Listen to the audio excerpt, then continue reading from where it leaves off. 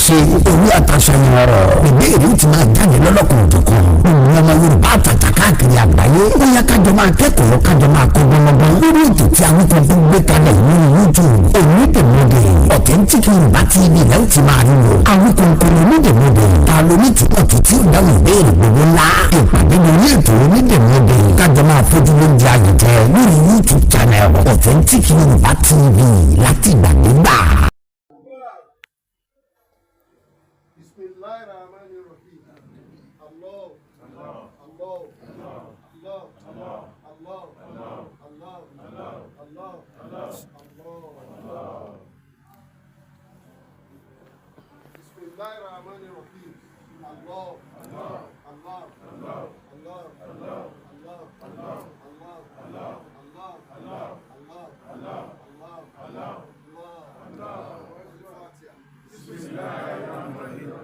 Alhamdulillah Rabbil Alamin Ar-Rahmanir Rahim Maliki Yawmiddin Iyyaka na'budu wa iyyaka nasta'in Ihdinas siratal mustaqim Siratal ladzina an'amta 'alaihim ghayril maghdubi 'alaihim waladdallin. Amin. Amin. Amin. Subhana rabbika rabbil izzati amma yasifun wa salamun 'alal mursalin.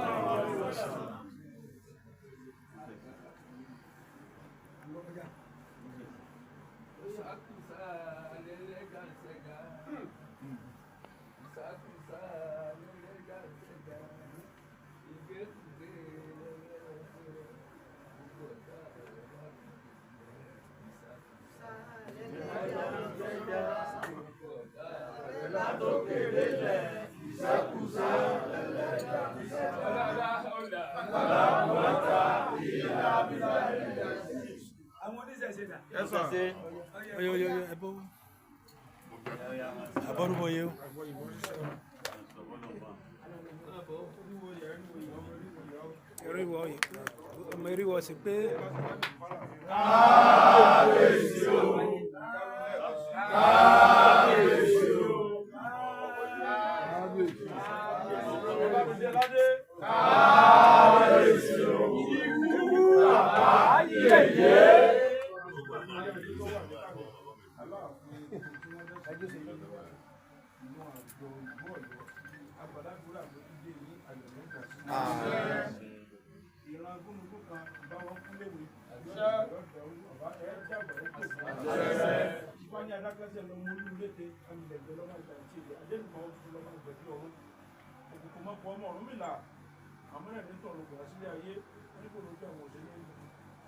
Wọ́n ní adákẹ́sẹ̀ lọ́mọ lórí lórúkọ tá a fojú bàbá ojú yóò ní rí.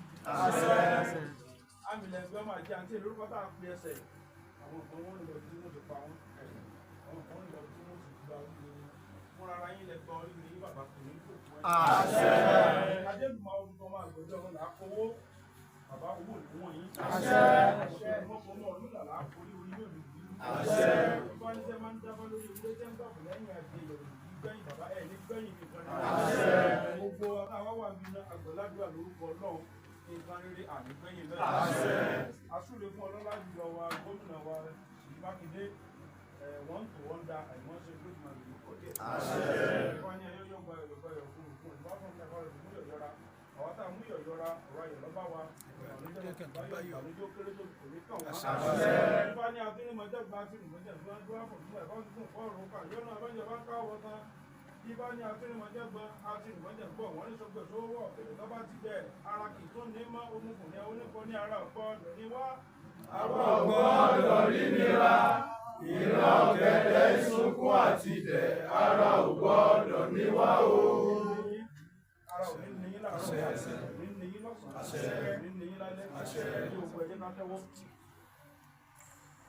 Ibá ní òrèrè ní ìṣẹ́ yọjú ọ̀sẹ̀sẹ̀ ní ìṣàyàwọlẹ̀ ẹgbẹ́ mú pé ní ìṣàyà bá rẹ̀ kojú. Orí rẹ̀ náà nígbà tí pọ̀lì fún olókùn ìtọ̀léré. Ibá ní láti dápẹ́ dé ọwọ́ láti ya pàlàkà ẹsẹ̀. Ibá mo jẹ́wọ́ bùkọ́ dásọ̀rọ̀ mi mọ̀ pé lẹ́jọ́ lọ́mọdé tí mo kù lókè àlọ́mọdé tí mo fẹ́ kíkan. Ibá mo ní kí ní jẹ́ láti dápẹ́ dé ọwọ́ kọ́lẹ́ni tó lówó láyé kọ́lẹ́mì gígùn tó láya tó bímọ ní gbélé apẹ́tẹ́ ọwọ́ agbàládùúrà gbogbo wa a ó gbélé dápẹ́tẹ́ ọwọ́. Ifá ni mo ní kí ní jẹ́rẹ̀ ní yàtí ya pàlákà ẹsẹ̀ ọlọ́yin tó ní ẹrú lọ́kùnrin tó ní ẹrúkùnrin ẹni ìpè ránṣẹ́ tó ní wọn lọ́kùnrin tó ní wọn lóbìnrin ní gbọ́dọ̀ ya pàlákà ẹsẹ̀ agbàládùúrà gbogbo a ó gbọ́dọ̀ ya pàlákà ẹsẹ̀. Ifá ní ọ̀dún tó ní jẹ́ kí bí ó dúró sílẹ̀ ẹnì kọ̀ọ̀kan wá ìrìnàjò ní jẹ́ kí bí ó tẹ̀lẹ̀ sílẹ̀ ẹnì kọ̀ọ̀kan wá. Ifá ní kí ni kọ́ ọ̀gbìn ṣe bọ̀ọ̀lọ̀ ní kọ́ ọ̀gbìn ṣe ayé ìgbín òníra ẹ̀rọ̀kọ̀ṣẹ́ ní ti gbé ayé ìgbín òníra ogbó àgbòrá kò ló gbó alábàáwọn àdàgbàrá kò ló ní ti gbé ogbó àgbòrá kò ló gbó alábàáwọn bàbá kò gbó àgbẹ̀.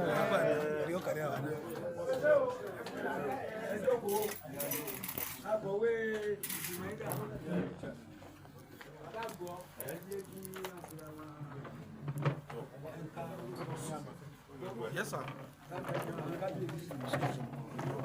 Mo rántí rẹ̀ fáyín ká.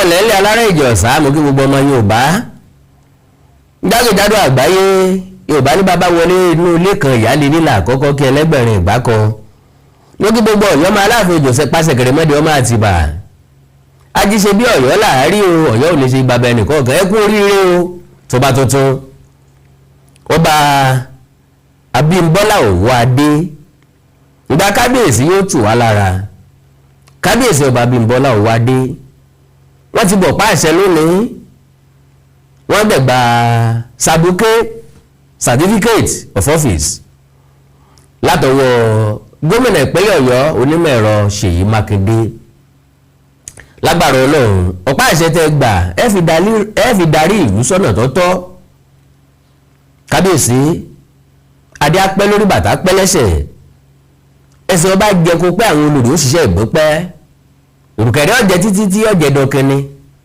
kábíyèsí kẹ̀pẹ́ bí ewé àpẹ́ kábíyèsí kẹ̀tọ́ bí ewé atọ́ kábíyèsí kẹ̀gbóbi olúgbogbo tìbò kẹ̀gbóbi olúwògbò tìbò kábíyèsí kẹ̀gbóbi àwọn àgbàkan tí ẹ gbó títí tí fọmọ oúnjẹ òǹdè sọ́rùn tọmọ owó wa jẹ títí tọjẹ dọ̀kẹ́ni ọ̀tọ̀ Ọ̀yọ́ Aláàfin yóò rójú lásìkò tẹ́ ẹ jọba òsì Aláàfin yóò ráàyè lásìkò tẹ́ ẹ jọba aboyún ilé ọmọ bí wẹ́rẹ́ àgọ́ ọmọ tọwọ́ àlàbòsùn àtọ́nílé àtàlejò ní yọmọ gbé nǹkan rẹ̀ ṣe láṣẹ Èdùmàrè ìgbà òyìn lẹ gbé ẹ̀ní gbégbá ta lágbára lọ àsìkò yóò tùlú lára yóò dẹ̀lú lọ́rùn kò ní le kankan bí ewé àkíká ẹ káàbọ̀ sórí àpèrè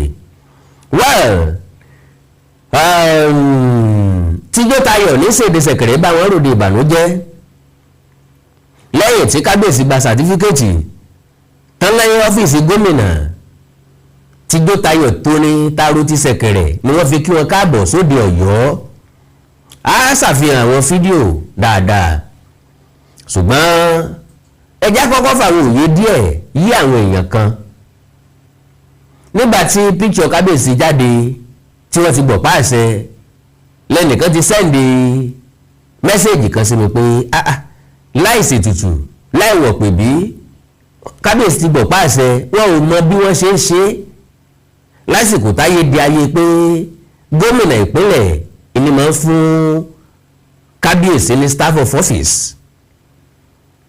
fáwọn tó yẹ òye torí pé kábíyèsí torí pé gómìnà fún ọ ní ọ̀pá àṣẹ kò túmọ̀ sí pé ìṣèjọba ti bẹ̀rẹ̀ lẹ́yìn tán gbọ̀ Pá-Àṣẹ ni wọ́n ṣẹ̀ṣẹ̀ fi hàn lé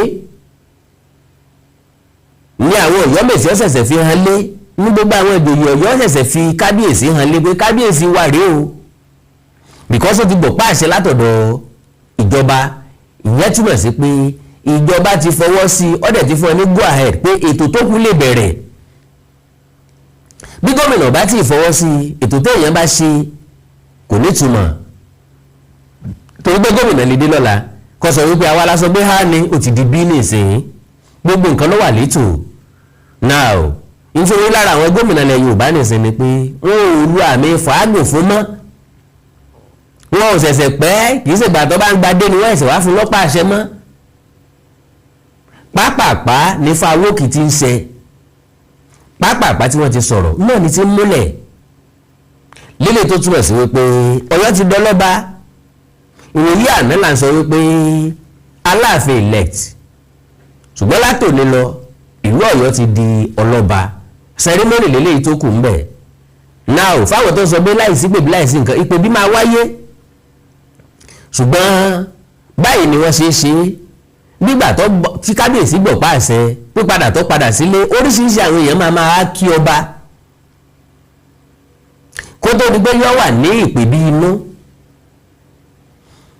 lílọ tó ń lọ yẹ lẹ́yìn tó bá ti ṣàfihàn lọ́jà ó ń padà sí pèbí ilé ti wà nílẹ̀ tí yóò fi ṣe pèbí bó bá ti ń dé pèbí oríṣiríṣi àwọn èèyàn lè wá máa kí fún sáà kan bó bá yá àwọn ó tilẹ̀kùn yóò kú kábíyèsí àtàwọn ìṣòro nínú ilé níbẹ̀ gẹ́gẹ́ bí ọmọ ọba wọ́n máa sọ̀tàn fún wọn ní pèbí tí pèbí dúró fún nìyẹn wọ́n máa sọ̀tàn fún wọn agboolé mélòó lọ mọ̀ tí ń bẹ lọ́yọ̀ọ́ bí téèyàn bá jọba sí dandan ni kéèyàn mọ̀ ọ́ oríkì agboolé wo lọ mọ̀ sọ oríkì ilé yín sọ ọmọọ̀tàn ìdílé yín sọ ọmọọ̀tàn ìlú Ọ̀yọ́ sọ ọmọọ̀tàn gbogbo agboolé ìpèbí ni wọ́n ti sọ fún yàn gẹ́gẹ́ bí ọba ilẹ̀ Yorùbá ìdójútì ńlá ni yóò jẹ́ fọba kan láti mọ̀ ìṣẹ̀dálẹ̀ àwọn agboolé kọ̀ọ̀kan tí mẹ́ńbẹ̀ lára àwọn wọ̀nyí ni téèyàn ń ṣe nílòfì ìṣe pé wọ́n ń pààyàn jẹ́ ńbẹ̀ lẹ́yìn ẹ̀ ni wọ́n máa ṣètùtù oríṣiríṣi gbígbà rẹ̀ ó sì dẹ̀lú lọ́rùn àná náà ni àwọn ẹbí ọlọ́mọ ọba lọ kí kábíyèsí ńlé àwọn mùsùlùmí ṣàdúà àwọn oníṣẹ̀ṣe ṣàdúà ìgbà tí wọ́n bá fi ṣàfihàn àwọn fídíò ilé yìí ó ṣeé ṣe kí n láǹfààní àti ṣàfihàn fídíò bíi tí wọ́n ti lọ bá kábíyèsí lánàá so now kó tó di páwà bẹ̀rẹ̀ sí ní fi fídíò hàn àwọn nǹkan kan jẹ jáde ọ̀pọ̀lọpọ̀ ọmọ Ọ̀yọ́ tí wọ́n láwọn ń bínú ìjọ́rí tí wọ́n sọ wípé kì í ṣe torí pé Ṣèyí Mákindé pìkì ọmọọba Abimbola torí pé àwọn ọmọ wípé ó tọ́ sí i ṣùgbọ́n nítorí pé Ṣèyí Mákindé gba iṣẹ́ àwọn Oyomesi ṣe àwa ń gbìyànjú láti sọ wípé tó àwọn Oyomesi ni wọ́n fọkọ̀ pẹ̀lú nǹkan táwa gbọ́ o bọ́ bá gbé òótọ́ o ni pé wọ́n gbowó o àjẹ́ pé torí ipa tí wọ́n kó lọ́fàá tí gómìnà fi take care upon himself wọ́n sì ń bínú náà so kó lè wọ̀ record wọ́n fi nǹkan kan sọwọ́ sí mi wọ́n pèlè ní details of processes leading to the selection of Prince Lukman Gbadegesin as the next Aláàfin of Ọ̀yọ́ ọmọọba Lukman Gbadegesin ni wọ́n kọ́kọ́ pick according to ntẹ́nìkan tó súnmọ́ ààfin bá mi sọ lánàá wọ́n jẹ́ kó yé mi pé nígbà tí wọ́n yan ọmọọba Lukman Gbadegesin pé oore ọ̀fẹ́ ọgbọ̀n ọjọ́ tàbí iye ọjọ́ kan tàbí ọjọ́ mẹ́ẹ̀ẹ́dógún tàbí ogún ọjọ́ ó wà nílẹ̀ fún rejection bí ó bá tẹ́ wọn lọ́rùn bí ó bá tẹ́ gómìnà lọ́rùn pé wọ́n lè reject ẹ̀ ìyàwó ọ̀fẹ́ wọ́n dẹ̀ sọ̀rí tí wọ́n ò fi fẹ́ pé so kò sí gbogbo yẹn bóyá ọgbọ̀n ọjọ́ ni bóyá oṣù mẹ́ta ni màá kà jáde ń bì ìṣá gẹ́gẹ́ bí wọ́n yìí bá mi sọ so èmi wá wò wípé kéèdì tí gómìnà fi make comment bí wọ́n possible kó jẹ́ pé àwọn scenario tó sọ̀ráǹdì pípìkì ọmọọba Gbadegesin ni because like I said láti last year ló ti ń fly kiri lórí social media wọ́n pé Aláàfin elect is ọmọọba Lukman Gbadegesin so gẹ́gẹ́ bí wọ́n ṣe fi sọwọ́ sí mi látọ̀yọ́ details of processes leading to the selection of Prince Lukman Gbadegesin as the next Aláàfin of Ọ̀yọ́ 1 on the 22nd of April 2022 Ọba Lamidi Ọláyíwọlá Adéyẹmí III joined his ancestors and funeral rites both official and traditional concluded. The process of selecting the new Aláàfin began in earnest so as not to create a prolonged interregnum. 2. As is in the tradition and in line with the Aláàfin chieftaincy declaration of 1961. Oyomesi, the traditional kingmakers, are the appointing authority for the emergence of new Oba. 3. Atiba local government, in whose immediate jurisdiction the Aláàfin and Oyomesi operate, saw the approval of the governor on the 28th July 2022 to commence the process of selecting the new Aláàfin, and approval was granted on the 5th of August 2022 through a letter with reference number C8,141/38/1/55. Your state government equally appointed a warrant chief to replace the vacant throne of Ashipa through the same letter. 4. The process began, but sadly another member of Oyomesi, the Alapeni, died, and another approval was issued to appoint warrant chief through a letter with reference CB,211/3 volume 1/71. 5. 82 aspirants appeared and were interviewed by the Oyomesi, and on the 30th of September 2022, the Oyomesi unanimously appointed Prince Lukman Adelogun Ayinla as the new Aláàfin. 6. Atiba local government conferred the appointment of new Aláàfin to the governor on the 4th of October 2022 in accordance to the Chief's Law of Oyo State. 7.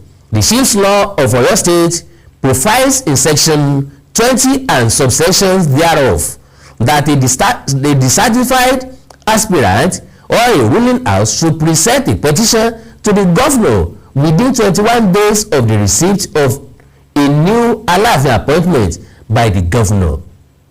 21 days. 8.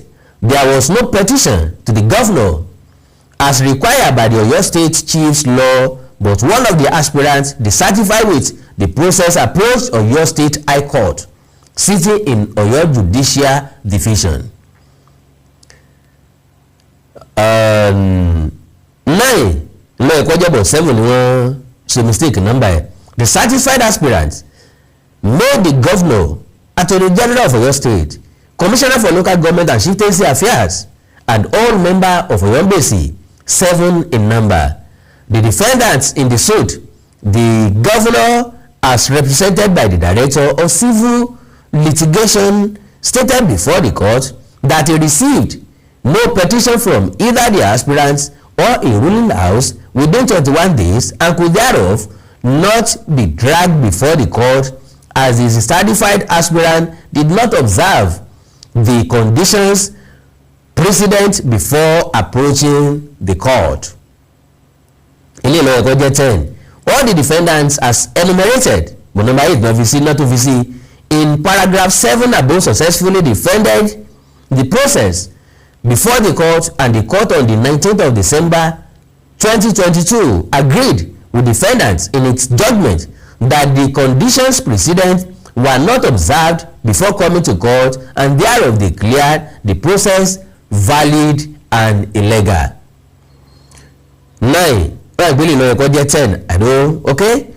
Now, thereafter, there was no crisis of any sort until a year later, after the general election, that the 2 of the 7 members of Oyomesi who had earlier signed and defended the declaration of Prince Lukman Badegesi as Aláàfin before court curiously announced their rejection of the process, and that the governor should invalidate the process already endorsed without any supportive reason except on a flimsy excuse that they collected money from who or through which medium.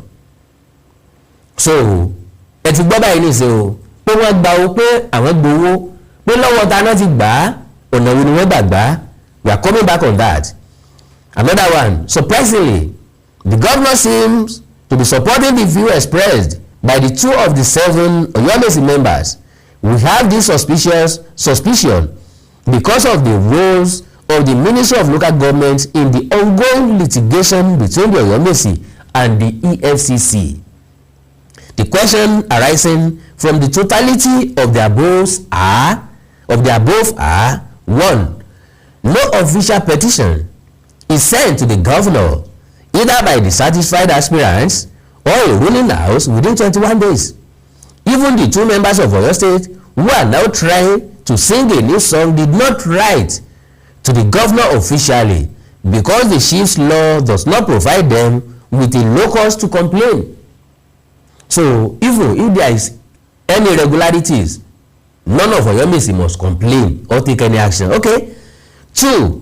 No official letter is sent to the Oyomesi by the government to question the validity of the process that led to the appointment of new Aláàfin up to date. 3. Assuming without conceding that the allegation of bribery is true, how validly could anyone who collected money for the performance of a specific task and it did perform the task report the case of bribery after more than a year? 4. Without official complaint from either a ruling house or an aspirant to the governor in whose interest is Mr. Governor withholding his assent?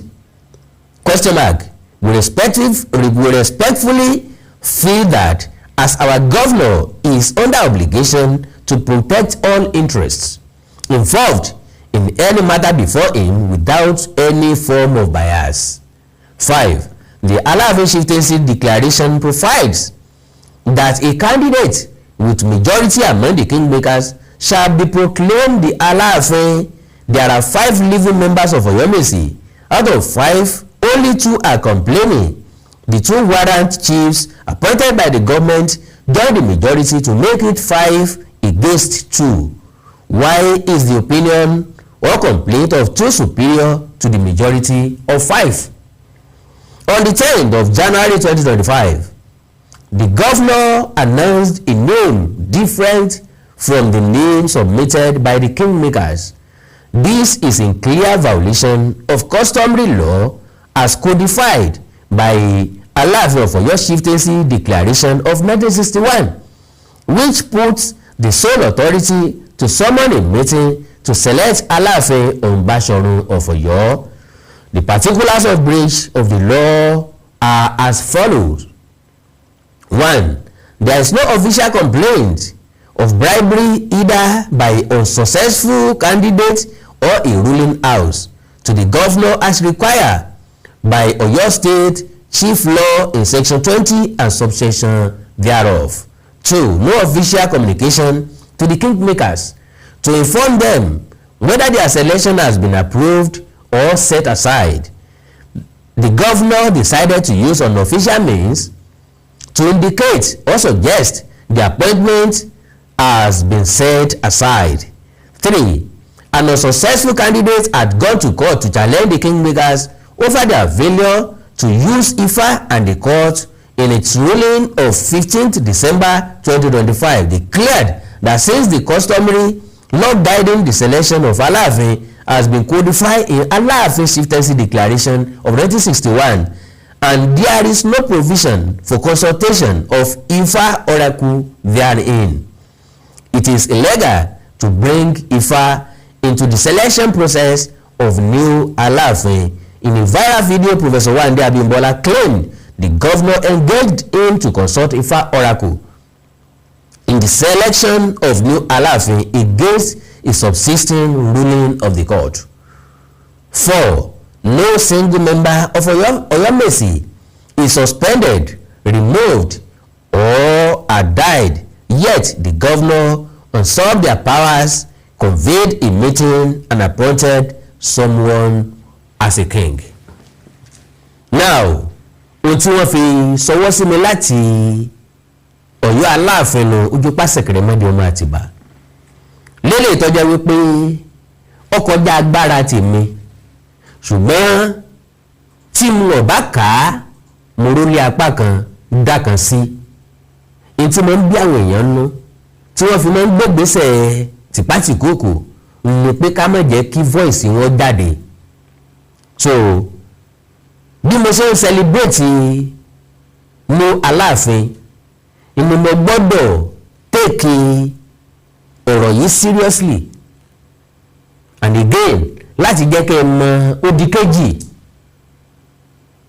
Yes, torí pé ìlú dòbó láyé ojú méjì lé sì ní bó bá kọjú sẹ́nìkan máa kọ̀yìn sẹ́nìkan. Láàrin gbogbo àwọn afọbajẹ láàrin gbogbo àwọn ọmọ oyè tó jáde àwọn méjì lọ̀rọ̀ yìí gbèrú jù. Ẹni tí wọ́n ti píìkì tẹ́lẹ̀ àtẹni tán píìkì nísìnyí ẹjẹ́ àjọ fúnra wa wò. Ẹni tá a ti píìkì tẹ́lẹ̀ pé ìwọ́lá píìkì pọ̀ jọba tó dẹ̀ mọ̀ wípé legit tó dẹ̀ mọ̀ wípé àwọn afọbajẹ ló píìkì o irrespective ọ̀nà tó wù kó gbà wá celebration ti máa wáyé nínú ilé wọn. Ìdùnnú ti dàpọ̀ máyọ̀. Kí ló dé tí gómìnà sọ wípé ó reject ẹ̀ tàbí ó accept ẹ̀? Gọ́fìnà ló lè dáhùn eléyìí o. So n tí èmi lè sọ ń bẹ̀ ni pé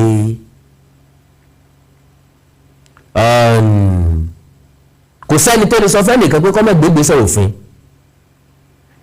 The ball is in your court. Ntọ́ bá wù kálukú ni wọ́n lè ṣe gẹ́gẹ́ bí ọmọ ọba gẹ́gẹ́ bí ẹni tí àpèrè àtàdé ọ̀hún tọ́ sí.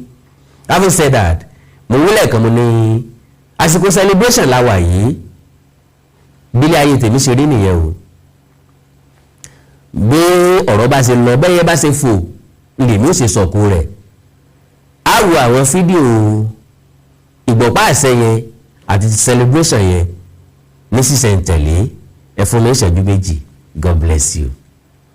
Mo kí gbogbo etí tó ń gbọ́ wa nílé, mo sì kí gbogbo ojú tó ń wò wá nílé pé ojú tẹ fi ń wò wá ò ní fọ́, etí tẹ sì fi ń gbọ́ wa ò ní di. Orúkọ tèmi ni Godwin tí gbogbo ẹ̀yin èèyàn mọ̀ sí ìyá Ìjẹ̀bú. Gẹ́gẹ́ bí ẹ ṣe mọ̀ ní ìṣe wa wípé ìlera yín òun ló jẹ wá lógún. A tún ti dé bí a ṣe ń dé o.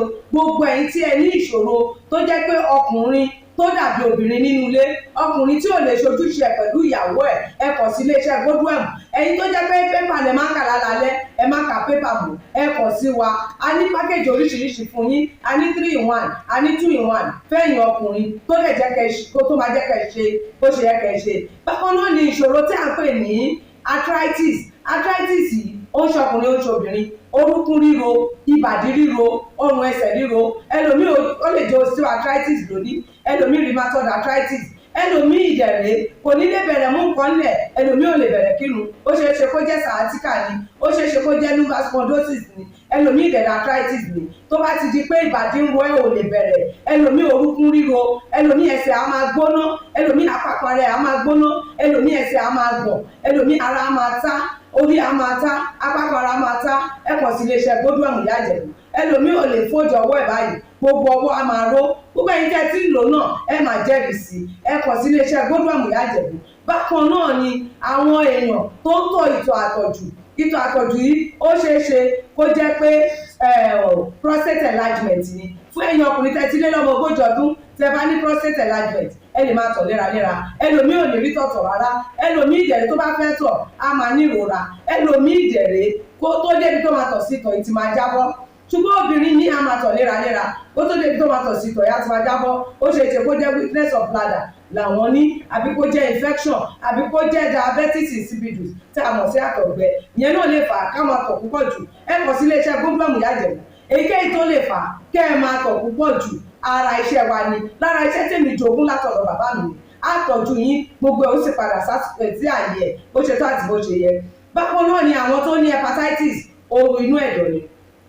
Ṣùgbọ́n tí hepatitis bá ti pẹ́ lára ó lè ba ẹ̀dọ̀ jẹ́, ó lè fà á kéèyàn ní enlarged liver, ó dẹ̀ lè fa oríṣiríṣi ìṣòro sí ẹ̀dọ̀ yẹn. Ẹlòmíì á máa ní àmì bí kínú máa dùn, bí kójú máa pọ́n, kítọ̀ ẹ̀ máa pọ́n, ẹlòmíì dẹ̀ kò ní rámì rárá, bóyá lọ ṣàyẹ̀wò wá kàn sọ fún pé ó wà positive ẹ kàn sí wa. Ẹlòmíì ìdẹ̀rẹ̀ ó lè jẹ́ liver cirrhosis lòun ní, èyíkéyìí tí ẹ ó ìbàjẹ́ ẹ kàn sí iléeṣẹ́ Godwin ìyá Ìjẹ̀bú. Bí mo ṣe sọ̀rọ̀ yìí tẹ́ ní prostate, ó jẹ́ prostate enlargement ni, ó jẹ́ prostate cancer ni, ẹ kàn sí wa. Pẹ̀lú ògo Ọlọ́run ẹ ní rí bákan náà mọ́.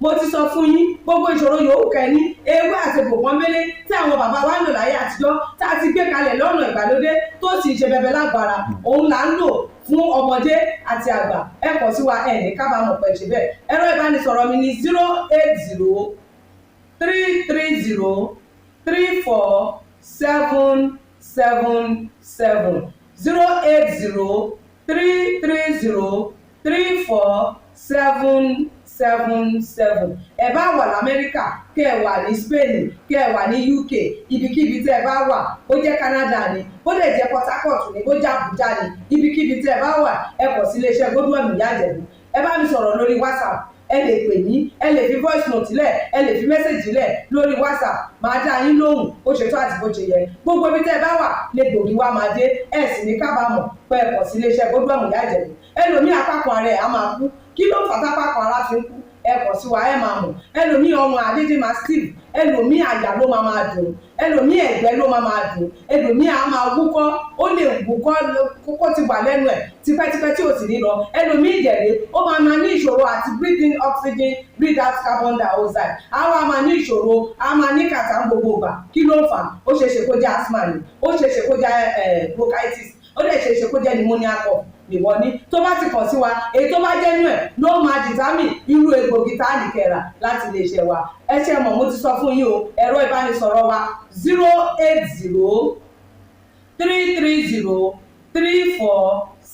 080-330-34777 iléeṣẹ́ Godwin last bus stop yín ni pẹ̀lú agbára Ọlọ́run remember if it is not Godwin it can never be like Godwin. I used to tell you health is something to be treasured. Ire o.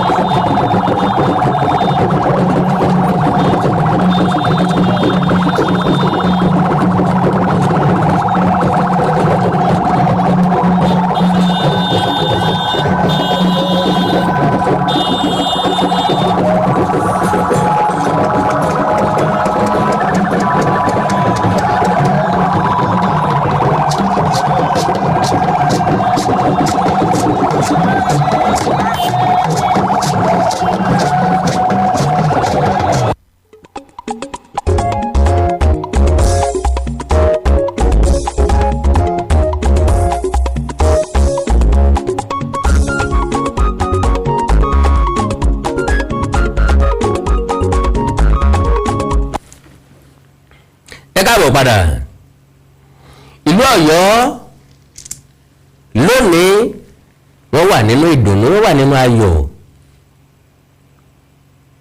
Ṣẹ̀kẹ̀rẹ̀ bá wọn ròde ìbànújẹ́. Ojú méjì láyé ní, ojú méjì ní gbogbo ìṣẹ̀lẹ̀ tó bá ṣẹlẹ̀ ní. Ẹ má gbàgbé pé bí tọmọ ẹranko ò bá bàjẹ́, ẹ̀kẹ́ ọmọdé ò ní dùn, kò ní jádùn. Ẹ má gbàgbé wípé bí tẹ́sán ò bá bàjẹ́, èkúrọ́ ò ní dàdí ẹ̀yàn. Lórí ọ̀rọ̀ oyè Aláàfin tẹ́nìkan kò bàjẹ́,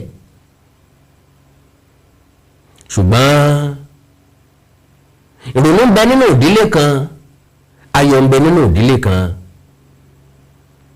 Ṣáptà ni ṣáptà òun máa close, ibi tó máa close sí ni ọ̀yẹ́ nìkan. Kò sẹ́ni tó lè sọ pé ibi tó máa close sí leléyìí. How do we persuade the first person? Ìpè wo ni ká sì fún, advice wo ni ká fún, àrọ́wà wo ni ká fún. Ṣé ká sọ wípé kò tó láti jà fún orí àpèrè baba ńlá baba rẹ̀ ni? Àbí ó yẹ kó jà fún? Àbí ó gbọ́dọ̀ jà fún? Àbí kó gbà fọ́lọ́run? Ilé ìtọ́jà jù ń bẹ̀ ni wípé orí la fi mẹ́ran láwo. Akóyè àyàn pé adélé ayé ojú ń kan gbogbo wa, ojú ń yan gbogbo wa. Yorùbá náà sọ pé kò sẹ́ni tí nǹkan rí òwò. And I still repeat, ipò Aláàfin Ọ̀yọ́ ó tó téèyàn máa ń jọ fà mọ́ra èèyàn lọ́wọ́. Lóòótọ́ orí adé tún ń pètè àrán, orí adáràn ń pètè àtijọba. Kò sọ́mọ ọba tí òwò kọ́ dádé. Ìgbàgbọ́ tá a máa ní náà ni pé bó bá ti já mẹ́nìkan lọ́wọ́, ìjà fèlè tó kù lẹ̀ fọlọ́hún. Ẹlòmíì lè má jọba, yóò jẹ àlàáfíà. Ipò ọba dáa lóòótọ́, ṣùgbọ́n ilé ọlá níyọnu. N tí ń bẹ lórí ipò ọba náà pọ̀, ẹrù ọba wúwo. Kò sẹ́ni tí ò lè gbé náà méjèèjì. Ọmọọba Akíngbá, ọmọọba Lukman Gbádégẹṣin, ó tẹrù ọba rù o, ó tẹrù ọba rù, ó fìtì ọba, ó wọ̀ tí ọba, in every angle. Ọlọ́run ọba mi ń gbọ́. Bákan náà ni Abimbola Owoade, kábíyèsí Abimbola Owoade, ó tẹrù ọba rù, ó wọ̀ tí ọba. Gbogbo Ọ̀yọ́ máa Aláàfin Òjò pàṣẹ kẹrẹmọdé ọmọ Àtìbà. Mú kí n pẹ́ kú oríire pé láwọn akẹ́ni nínú ọmọ akẹ́ndá ló rọrùn lẹ́nu bíi tẹjọ. Mo ní kí wọ́n bá yín jó, kí wọ́n bá yín yọ̀ ni o. Bẹ́ẹ̀ ni oríire tó wọlé kò ní jáde láṣẹ Èdùmàrè. Oríire ọ̀hún wà jẹ́ àjẹmọ́nú, yóò jẹ́ àjẹpẹ́ lágbára Ọlọ́run. Kábíyèsí ẹ pẹ́ lórí ìtẹ́, ẹ pẹ́ lórí àpèrè àwọn baba ńlá yín. Ìtẹ́ ò ní gbóná mọ́ yín láṣẹ Èdùmàrè. Akẹ́dá mò ń dágbére ti kókó tànù kọ́. Ẹ like, follow page mi lórí Facebook Awikonko TV. Ẹ subscribe sí YouTube channel mi Awikonko TV. Awikonko TV. Ẹ̀yin tẹ́ bá fẹ́ràn èdè àti àṣà Yorùbá, ẹ já pàdé ní orí Authentic Yorùbá TV lórí ètò yín, ètò wa game show onídèmọdè game show. Títí ìgbà náà bí bá ní nǹkan pàtàkì tẹ́ fẹ́ ká jọ sọ, ẹ já sọ̀rọ̀ lórí WhatsApp +234 904 851 9362 +234 904 851 9362. Èdè àti àṣà Yorùbá ò ní wọ mi, orílẹ̀-èdè Yorùbá ò ní dàrú, ìlú ẹnìkọ̀ọ̀kan wa yóò tòrò mìnìmìnì. Àjò àṣẹ o. Awikonko Development Fans Club, ilé aláyọ̀ ilé wa. Awikonko Development Fans Club, ilé aláyọ̀ ilé wa. Ẹgbẹ́ tó dúró fún ìdàgbàsókè àti tẹ̀síwájú èdè àṣà àtún àjogúnbá ilẹ̀ Yorùbá. Ẹgbẹ́ tó fẹ́ ìrẹ́pọ̀ gbogbo ọmọ Yorùbá tó tún gbé àṣà àti ṣe Yorùbá lárugẹ. Awikonko Development Fans Club, ilé aláyọ̀ ilé wa. Awikonko Development Fans Club Worldwide. Ẹgbẹ́ tí kò rọ̀gbọ̀kú lé ìjọba. Ẹgbẹ́ tó dúró fún ìdàgbàsókè àti ìtẹ̀síwájú èdè, àṣà àtòhun àjogúnbá ilẹ̀ Yorùbá. Pẹ̀lú àtìlẹ́yìn gbajúgbajà pèdèpèdè ni. Àkàndá ọ̀rọ̀ Awikonko. Ẹgbẹ́ tó ń fẹ́ ìrẹ́pọ̀ gbogbo ọmọ Yorùbá. Ẹgbẹ́ tó ń gbé àṣà àtiṣe Yorùbá lárugẹ. Ẹgbẹ́ tó dúró láti ṣàtìlẹ́yìn tó gbọngbọ́n fún àkàndá ọ̀rọ̀ Awikonko àti àwọn ètò rẹ̀ káàkiri àgbáyé. Àǹfààní wà láti darapọ̀ mọ́ wa. Ẹ bá wa sọ̀rọ̀ lórí WhatsApp nìkan. Ẹ lè pè wá, ẹ lè send text message tàbí voice note pẹ̀lú àwọn nọ́mbà wọ̀nyí: +234 8053270136 tàbí ààrẹ ẹgbẹ́ Adéolú Adékọ́lá lórí +17048912729. Awikonko Development Fans Club Worldwide. Ilé aláyọ̀ nílé wa.